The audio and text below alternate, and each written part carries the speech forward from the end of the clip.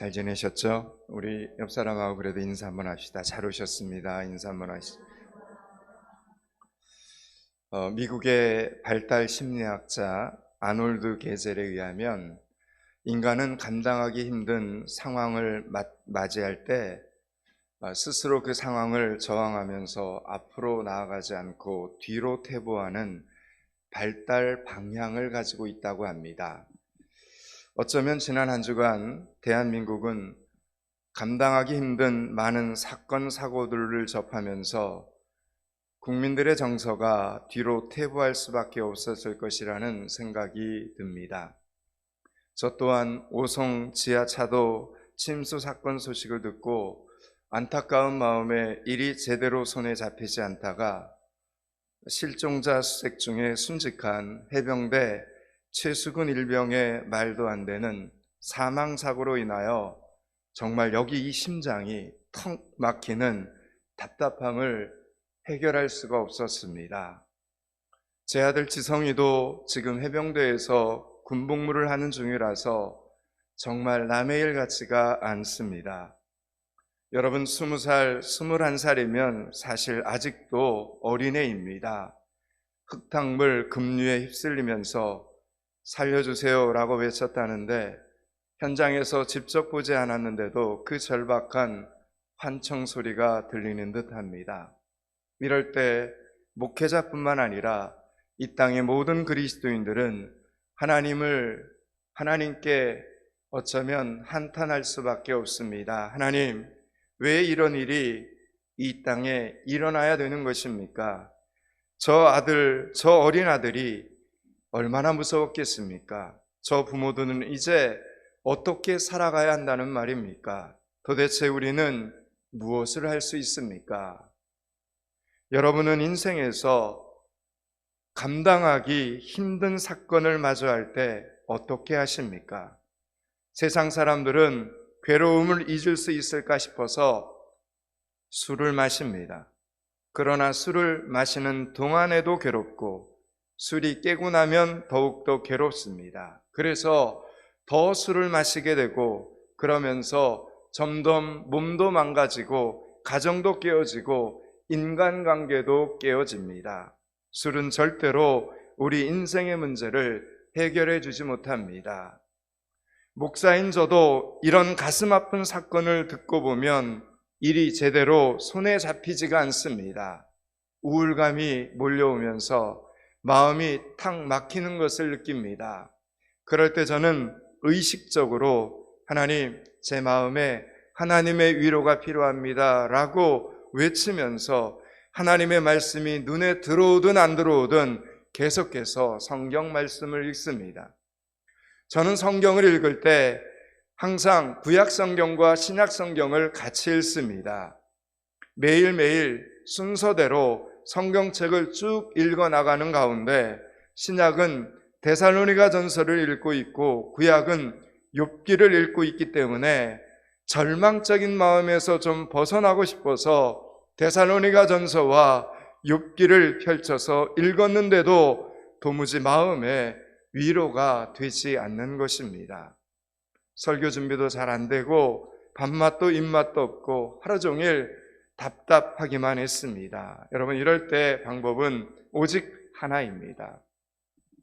하나님의 사람들은 이렇게 답답할 때 골방으로 들어가야 됩니다. 골방에 들어가서 기도하는 것입니다.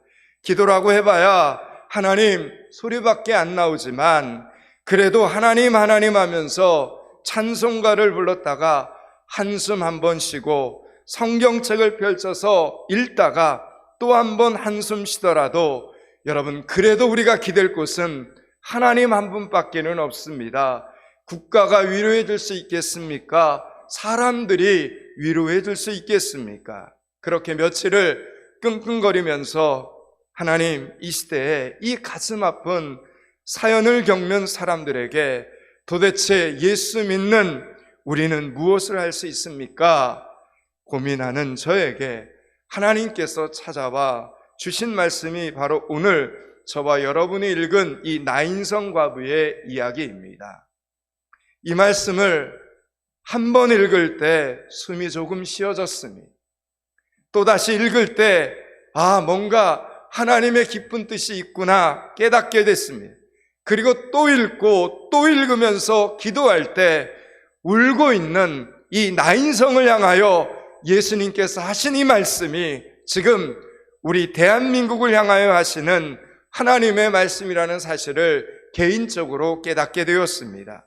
부디 오늘 이 말씀을 통해 상처받고 있는 온 대한민국의 국민들이 그리고 성도들이 위로를 받을 수 있기를 축원합니다.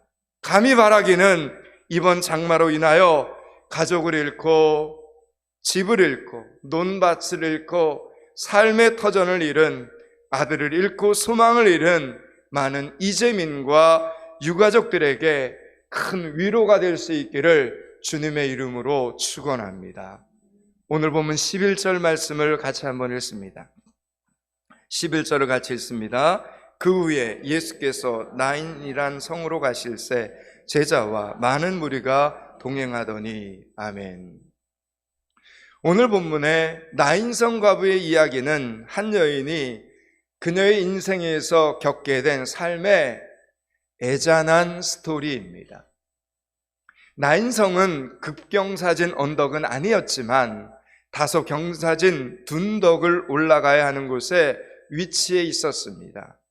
나인이라는 이 말은 히브리어로 초목지, 목자에 거쳐 편안한 곳이라는 직설적인 뜻과 아름다움을 품은 곳이라는 의역적인 뜻을 가진 아주 아름다운 성이 바로 이 나인성이었습니다.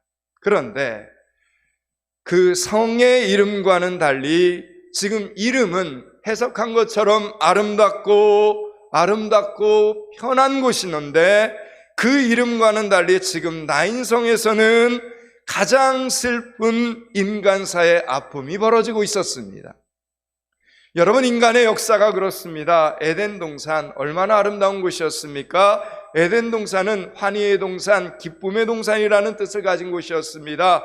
또한 에덴 동산은 하나님이 그 동산을 지으시고 심히 좋았더라 이렇게 표현되어진 곳이었습니다. 그러나 그 아름답고 기쁨 가득한 동산에서 인류는 범죄함으로 죽음의 잠에 빠져들고 말았습니다. 오늘 아름답고 편안한 곳이라고 불리었던 나인성에서도 젊은 청년 하나가 죽어 나가고 있습니다. 행복을 소망하지만 사랑하는 사람이 지금 죽었습니다. 그 넘을 수 없는 죽음의 역사 앞에서 인간의 마음은 무너져 내리고 있습니다. 12절을 읽습니다. 12절을 같이 읽습니다. 성문에 가까이 이르실 때 사람들이 한 죽은 자를 메고 나오니 이는 한 어머니의 독자요 그의 어머니는 과부라. 그 성에 많은 사람도 그와 함께 나오거늘. 아멘. 마치 우리에게 무엇을 암시라도 하듯이 나인성으로 들어가는 길과 그리고 나인성에서 나오는 길은 외길입니다. 다른 길이 없습니다. 그런데 그곳에서 두 행렬이 이렇게 마주치는 겁니다. 이쪽에서는 예수님을 중심으로 한 제자들의 무리가 나인성을 향하여 올라가고 있고, 저쪽에서는 죽어서 시체가 된 청년이 마을 사람들에 의해서 떠메어져 지금 나오고 있는 장면입니다. 예수님을 머리로 해서 제자들이 뒤를 따르고 있었습니다. 결국 이 제자들에 의해서 온 땅에 하나님의 교회가 세워집니다. 그러므로 지금 이 행렬은 무엇을 우리에게 말씀하시는 것입니까? 예수 그리스도를 머리로 한 이 땅의 모든 교회가 감당해야 될 사명이 무엇인가를 우리에게 보여주는 장면입니다. 13절 말씀을 이어서 읽습니다. 13절을 같이 읽습니다. 주께서 과부를 보시고 불쌍히 여기사 울지 말라 하시고. 아멘. 과부, 독자, 죽음. 여러분, 이것보다 더 안타까운 단어가 있을까 싶을 정도로 절망스러운 상황으로 지금 연결되고 있습니다.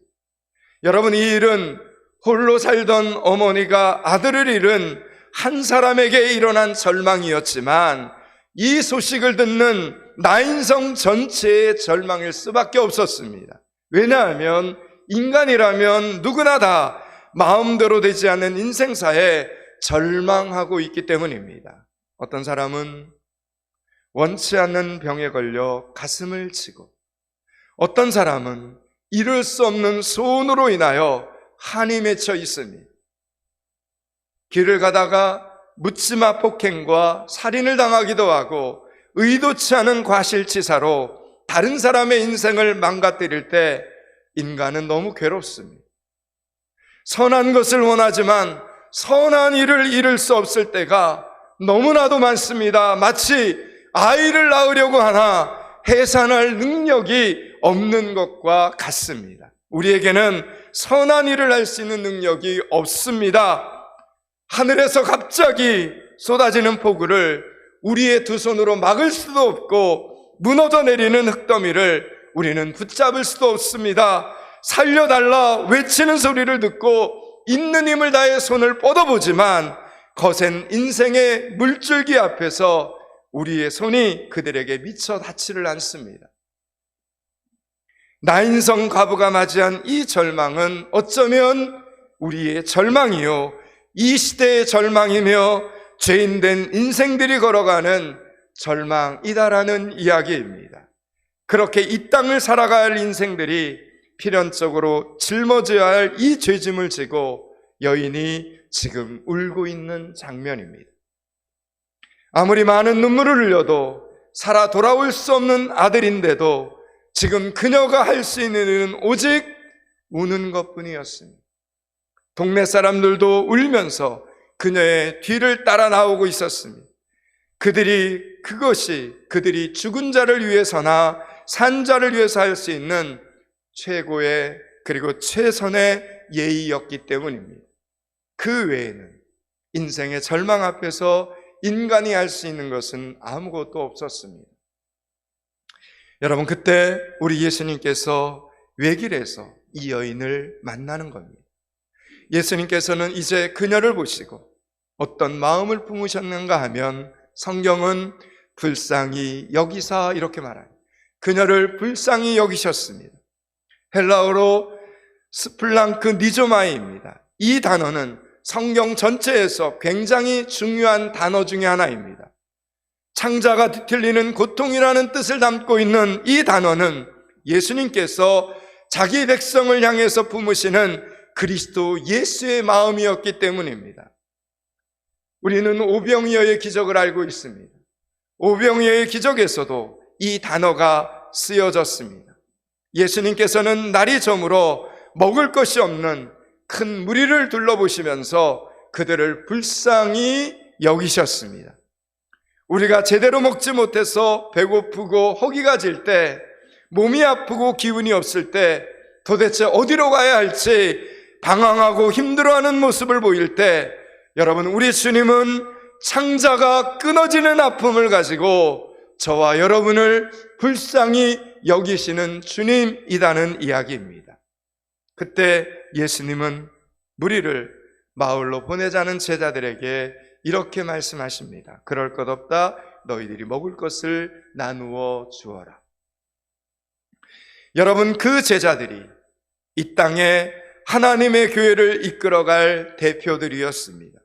그러므로 예수님께서 창자가 끊어지는 아픔을 가지고 제자들에게 하신 이 말씀은 궁극적으로 누구에게 하시는 말씀입니까?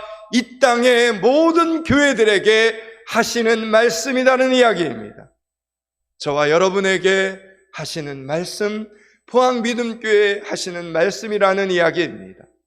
이 땅에서 인생의 절망을 겪는 사람들을 볼 때 그냥 지나치지 말라는 것입니다. 그들을 불쌍히 여기라는 것입니다. 불쌍히 여기며 저들에게 먹을 것을 나누어 주라는 것입니다. 먹고 저들이 다시 한번 일어설 수 있도록 하나님의 교회들이 잠잠하지 말라는 것입니다. 네, 그렇습니다. 100번, 1000번 우리도 그렇게 하고 싶습니다. 우리도 슬픔 당한 자를 구해주고 싶습니다. 배고픈 자를 먹이고 싶습니다. 죽은 자를 살려낼 수만 있다면 10번, 100번이라도 그렇게 하고 싶습니다. 그런데 우리에게는 그런 능력이 없습니다. 그러니 어떻게 해야 한다는 말입니까? 14절, 15절을 보시기 바랍니다. 14절, 15절을 같이 읽습니다. 가까이 가서 그 속에 관에 손을 대시니 맨 자들이 서는지라. 예수께서 이르시되 청년아 내게 말하노니 일어나라 하시매 죽었던 자가 일어나 앉고 말도 하거늘 예수께서 그를 어머니에게 주시니. 아멘. 예수님께서는 가까이 가서 죽은 시체를 누인 관에 손을 대십니다. 여러분, 이 행동은 사실상 율법을 어기는 행동이었습니다. 시신이 누워져 있는 관은 율법상 부정한 곳이었습니다. 율법에 의하면 우리가 부정한 것에 접촉이 되었을 때는 우리도 부정해집니다. 그래서 몸을 씻고 격리기간을 거친 다음에 정결하게 하는 예법을 거쳐야만 다시 정결하게 되는 판결을 받을 수가 있었습니다. 그러므로 거룩하신 예수님께서 지금 이렇게 시체가 놓여진 관에 손을 대시면 예수님께서 부정해지는 것입니다. 예수님은 정통 유대인이었기 때문에 분명히 이 사실을, 이 율법의 내용을 분명히 알고 계셨습니다. 그런데 왜 지금 우리 예수님께서는 제자들이, 사람들이 다 보는 앞에서 부정한 그 관에 손을 대시는 것입니까? 여러분, 예수님께서는 하나님의 백성들의 부정함을 대신 다 뒤집어 쓰시고 그들을 살려내시기 위해서 이 땅에 오셨기 때문입니다. 예수님께서 시체에 손을 대심으로 그 인생의 부정함을 예수님이 대신 다 뒤집어 쓰셨습니다. 그랬더니 오늘 어떻게 되었습니까? 그 청년이 살아나게 되었습니다. 여러분, 오늘 이런 일들이 누구를 통해서 계속해서 이 땅 가운데 일어나야 되는 것입니까? 제자들을 통해서, 하나님의 교회를 통해서 이런 일들이 일어나야 된다라는 이야기입니다. 예수님께서는 청년을 향하여 오늘 시체야 이렇게 부르지 않으셨습니다. 여러분, 오늘 말씀처럼 아들은 분명히 죽었고 그의 어머니는 절망했습니다. 더 이상 이 가정에 소망이 없어 보였습니다. 그런데 예수님은 시체야 일어나라 말씀하지 않으시고 청년아 일어나라 말씀하셨습니다. 죽은 시체를 산자로 부르시는 예수님의 모습을 우리는 놓쳐서는 안 됩니다. 여러분, 이것이 무슨 의미입니까? 인간의 생각으로는 도저히 소망이 없을 것 같지만, 그래서 이제는 절망, 이제는 끝이다, 이제는 우리가 할 수 있는 일이 아무것도 없다라고 생각되지만, 여러분, 예수님께는 아직도 소망이 있다는 것입니다. 예수님이 부르시면 죽음에서도 소망이 있고, 예수님께서 부르시면 절망에서도 우리에게 소망이 얼마든지 있다라는 이야기를 하는 것입니다. 여러분, 이 말씀을 믿을 수 있기를 축원합니다. 예수님은 사랑과 생명의 주인이시기 때문입니다. 여러분, 이 땅에 안타까운 죽음이 어디 곧 채숙은 상병 한 명뿐이겠습니까? 지금도 우크라이나와 러시아 전쟁은 계속되어지고 있습니다. 수많은 젊은이들이 전쟁터에서 죽어가고 있고 여자와 어린아이들의 인권이 유린당하고 있습니다. 그래서 예수님의 명령을 받은 제자들은 절망하고 있을 수 없는 것입니다. 그들이 당한 고통을 볼 때 우리 역시 그들이 너무 불쌍해서 눈물을 흘릴 수밖에 없을지라도 울지 말라고 하나님의 복음, 하나님의 사랑을 전해야 될 사명이 지금 저와 여러분에게 있다라는 이야기입니다. 예수님께서 이 땅에 오신 궁극적인 이유는 우리의 눈물을 닦아주시는 것입니다. 예수님께서는 두 눈을 동그랗게 뜨고 도대체 무슨 이야기를 하시려는 것일까? 예수님을 바라보는 사람들에게 우리 예수님이 이렇게 선포하셨습니다. 주의 성령이 내게 임하셨으니 이는 가난한 자에게 복음을 전하게 하시려고 내게 기름을 부으시고 나를 보내사 포로된 자에게 자유를, 눈먼 자에게 다시 보게 함을 전파하며 눌린 자에게 자유롭게 하고 주의 은혜를 전파하게 하려 함이니라 라고 말씀하셨습니다. 예수님께서는 절망에 빠진 자에게 소망을 주시기 위해 이 땅에 오셨습니다. 사랑하는 여러분, 우리의 모든 죄짐을 대신 예수님께서 짊어지시고 우리에게 참 소망을 주시기 위해서 그분이 이 땅에 오셨다는 이 사실을 영원히 기억하는 믿음의 성도들이 되실 수 있기를 축원합니다. 16절 말씀입니다. 16절 말씀을 같이 읽습니다. 모든 사람이 두려워하며 하나님께 영광을 돌려 이르되 큰 선지자가 우리 가운데 일어나셨다 하고 또 하나님께서 자기 백성을 돌보셨다 하더라. 아멘. 오늘 나인성의 사람들은 예수님께서 죽었던 청년을 일으켜 어머니 품으로 돌려보내는 이 광경을 보면서 무엇이 떠올랐겠습니까?